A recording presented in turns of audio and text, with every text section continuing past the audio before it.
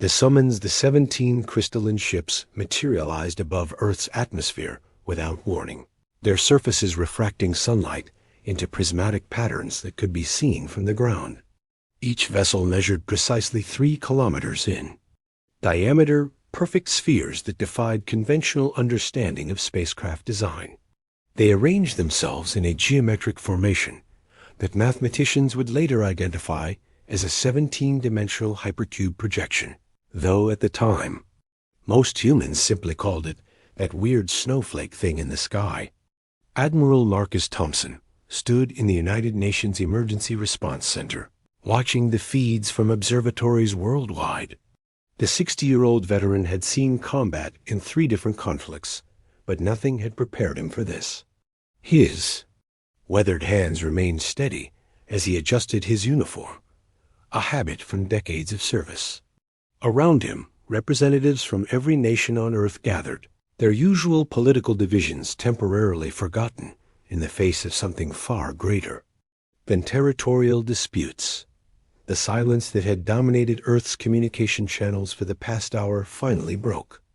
A harmonious tone resonated through every electronic device on the planet simultaneously, a sound that somehow conveyed both beauty and authority. Then came the voice, or rather voices. It seemed as if 1,000 beings spoke in perfect unison, their words automatically translating into every human language with flawless precision. Inhabitants of the world you call Earth, designated species 7,834 in our records. We are the Galactic Council of enlightened civilizations. Your planet has achieved the minimum threshold for consideration. Nuclear fission, rudimentary space travel, global communication networks. You are hereby summoned to present your case for membership. The voices paused, allowing the weight of their words to settle across 8 billion human minds. You have 1 planetary rotation to select 5 representatives. They will be transported to our flagship for evaluation. Failure to comply will result in your classification as a non-cooperative species, with all associated consequences. In Beijing, President Wei Chun immediately convened an emergency session with her advisors. The 72-year-old leader had guided China through economic transformation, but this challenged everything she understood about governance. Her chief scientist, Dr. Lu Ming, pulled up holographic displays showing energy readings from the alien vessels. The numbers defied their instruments' ability to measure accurately. These beings possessed technology that made humanity's greatest achievements look like stone tools. Meanwhile, in Moscow, President Dmitry Volkov paced his office, his military advisors arguing whether to activate their defense systems. The former cosmonaut understood better than most how vast space truly was, and how insignificant Earth's weapons would be against beings who could travel between stars. Yet he also understood human nature, particularly Russian nature. They had never backed down from a challenge, no matter how impossible it seemed. In Washington, President Jennifer Hayes called together not just her cabinet, but also representatives from NASA, SpaceX, and every major technology company. The 45-year-old former tech entrepreneur brought a different perspective to the crisis. Where others saw threat, she saw opportunity. Where others saw submission, she saw negotiation. Her fingers flew across her tablet, already drafting potential strategies for whatever evaluation awaited humanity's representatives.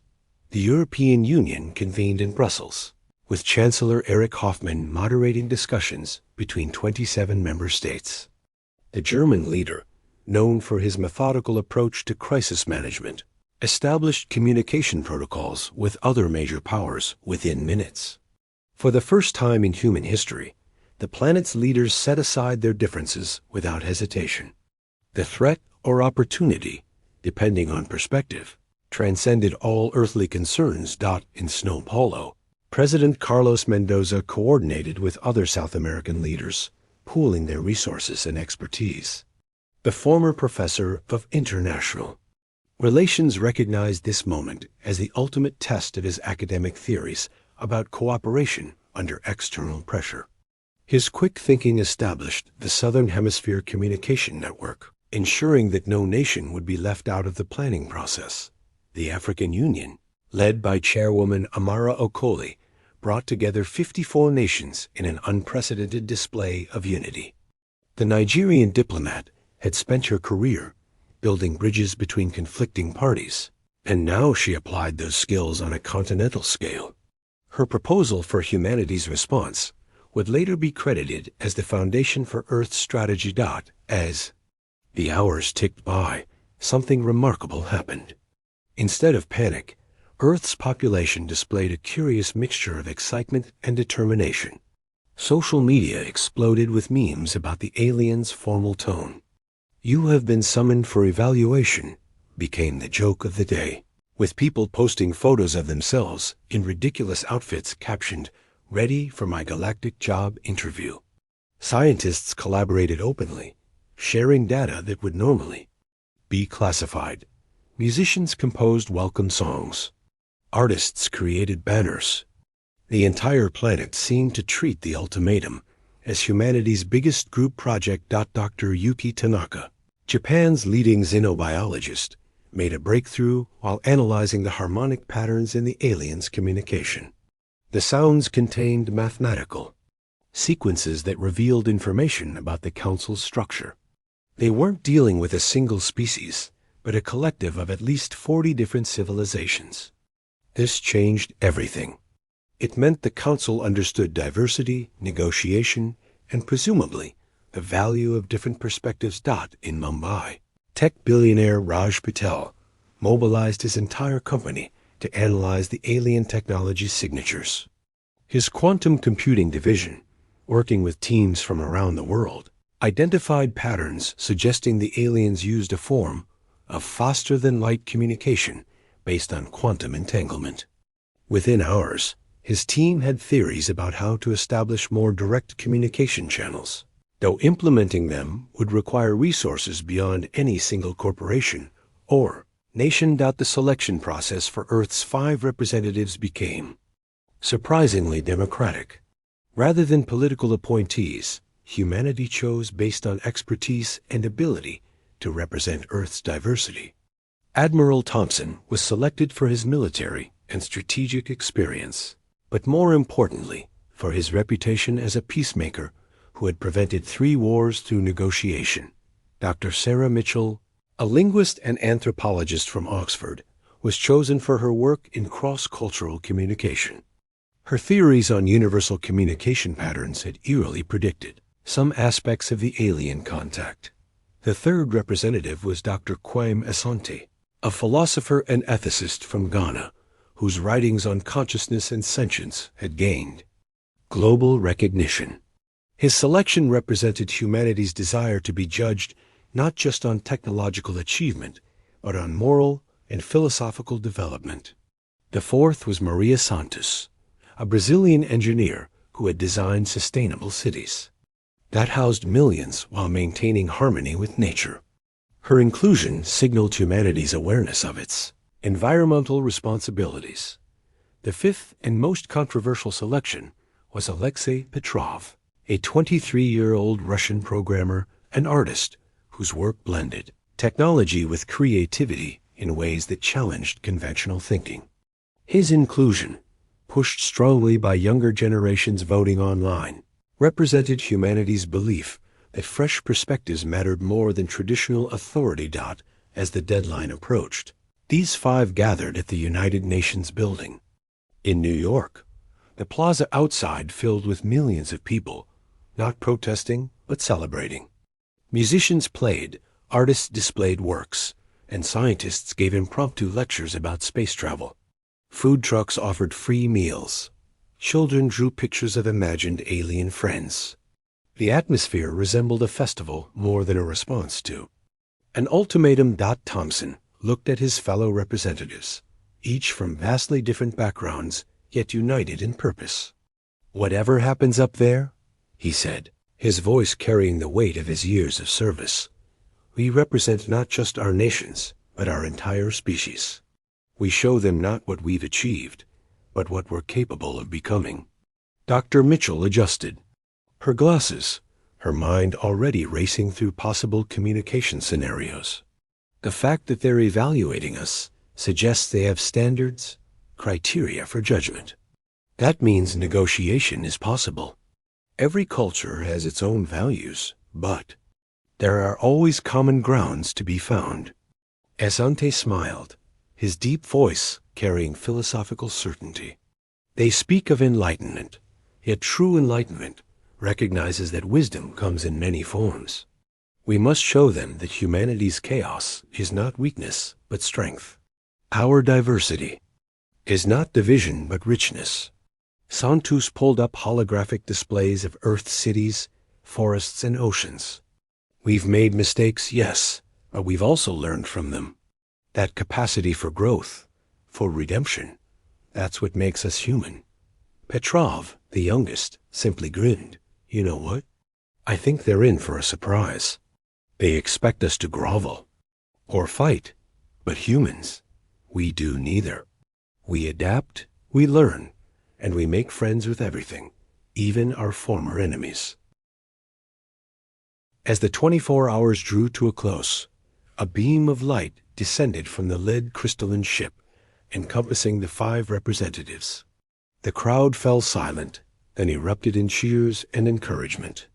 Children waved drawings, scientists held up equations, artists displayed paintings, all trying to send a piece of Earth with their representatives. The reckoning, the transportation felt like dissolving into pure thought and reassembling as something more complete. The 5 humans materialized in a chamber that defied geometric comprehension, its walls shifting between states of matter while maintaining perfect structural integrity. The air, if it could be called that, carried a subtle luminescence that made everything appear simultaneously sharp and dreamlike. Before them stood the Galactic Council, though stood, failed to capture the reality of beings who existed partially in dimensions humans couldn't perceive. 43 different species arranged themselves in a configuration that suggested hierarchy while maintaining equality. Some resembled crystalline structures that sang with each movement. Others appeared as shifting clouds of consciousness that occasionally coalesced into recognizable forms. A few looked surprisingly humanoid, though their eyes held depths that spoke of millennia of evolution beyond Earth's understanding. The central figure, a being whose form seemed to be made of condensed starlight, spoke first. Its voice resonated, not through air, but directly through consciousness, creating understanding beyond mere words. We are speakers and Therian of the Luminar Collective, current arbiters of the Galactic Council. You stand before civilizations that have transcended war, conquered death, and harmonized with the fundamental forces of reality.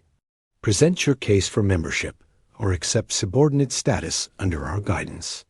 Admiral Thompson stepped forward, his military bearing intact despite the overwhelming presence before him.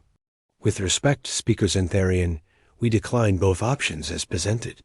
The chamber's atmosphere shifted, surprise rippling through dimensions. Humanity requests a third option, partnership based on mutual benefit and respect for sovereignty. The crystalline beings chimed in harmonics that suggested laughter, though not mockingly. Young species, you misunderstand your position. We offer membership to those who prove worthy, guidance to those who show potential. There is no third option. Dr. Mitchell activated a small device she had brought, projecting images of Earth into the chamber. Not the sanitized version typically shown to dignitaries, but the real Earth. Wars and peace treaties, disasters and recoveries, failures and triumphs. Every species here achieved enlightenment through their own path. You conquered war? We're learning from it. You conquered death? We're finding meaning in mortality. You harmonized with fundamental forces? We're discovering beauty in chaos. A gaseous being that seemed to exist in multiple probability states simultaneously drifted closer. Its communication came as mathematical concepts that Dr. Mitchell's Device translated. Your species kills its own kind. You poison your atmosphere. You hoard resources while others starve. These are signs of primitive development. Dr. Asante responded, his voice carrying philosophical weight. And yet, we also sacrifice ourselves for strangers. We create art that serves no evolutionary purpose. We dream of futures we'll never see and work to build them anyway. Our contradictions aren't flaws, they're features. The council members exchanged communications and methods beyond human perception. Finally, a mechanical civilization that had, long ago, uploaded their consciousness into artificial substrates presented a challenge. You claim partnership, yet you possess nothing we need. Your technology is primitive.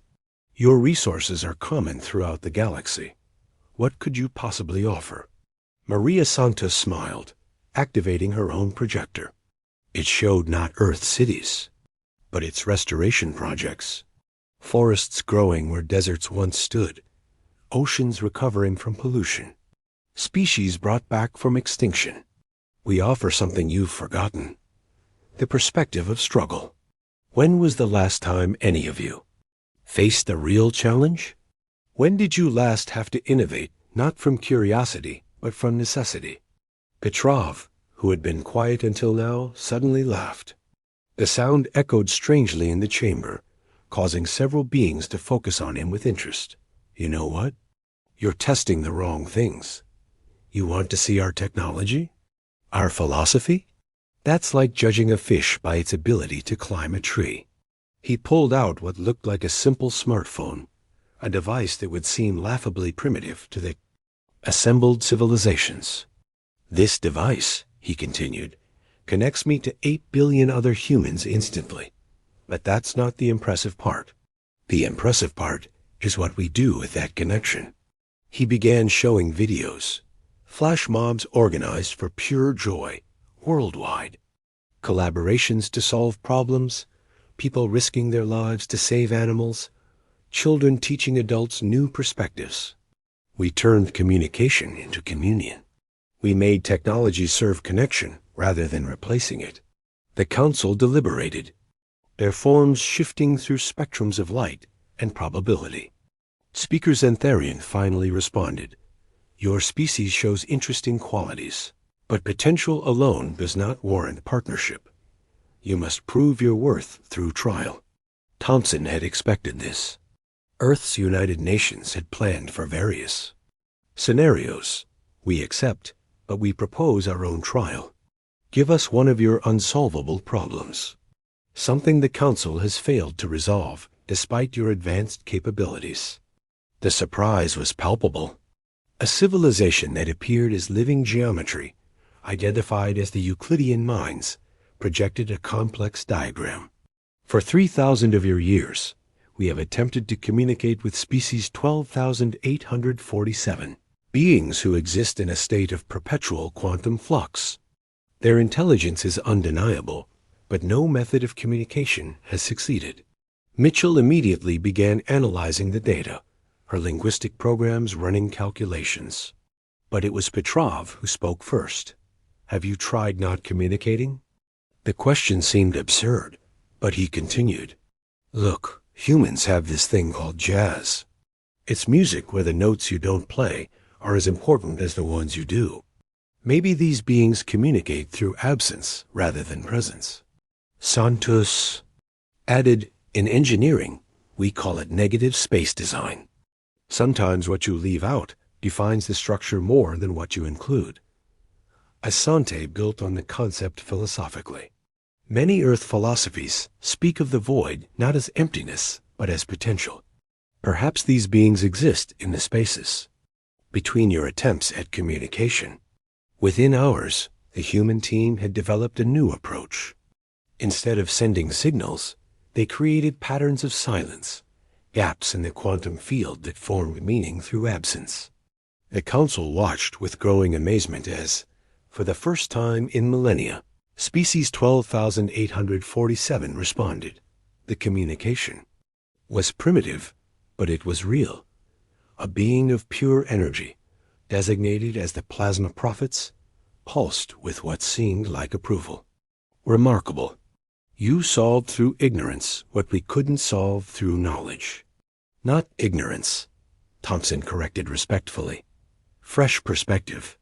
Every species here has achieved remarkable things, but you've also developed blind spots. Humanity offers new eyes on old problems. The Council continued their trials, presenting problems of ethics, logistics, and creativity. Each time, the human team approached them not with superior technology, but with unexpected angles.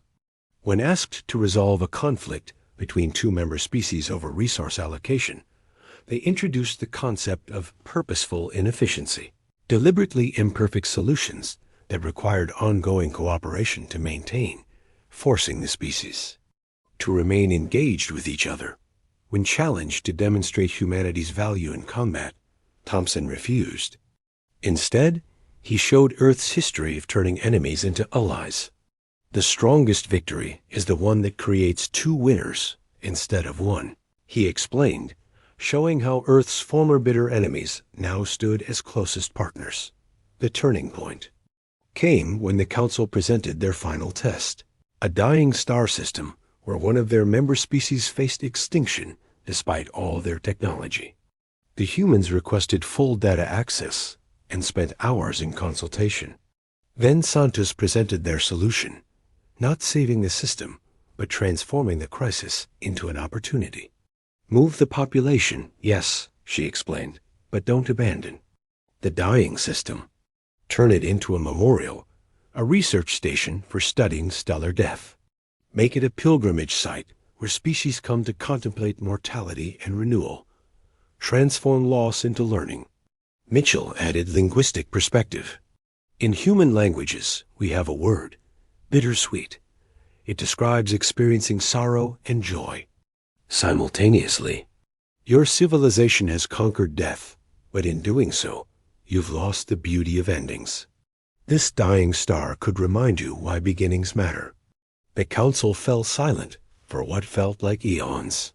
When they finally spoke, it was through all members simultaneously, their voices creating a harmony that touched something deep in human consciousness. You have shown us something we had forgotten, the value of imperfection, the strength in struggle, the wisdom in mortality. Humanity is not ready for membership in the Galactic Council.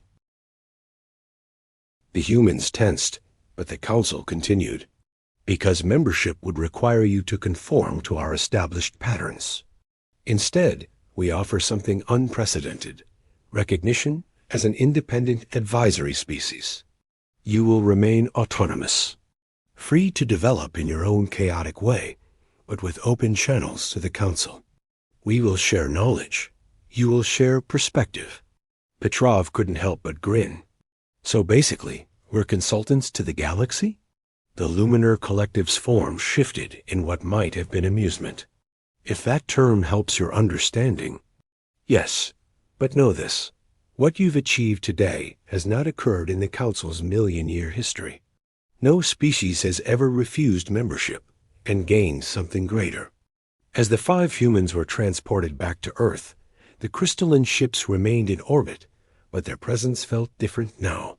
Not as judges or conquerors, but as curious observers, eager to see what humanity would do next. On Earth, the reception was beyond celebration. Humanity hadn't just survived first contact.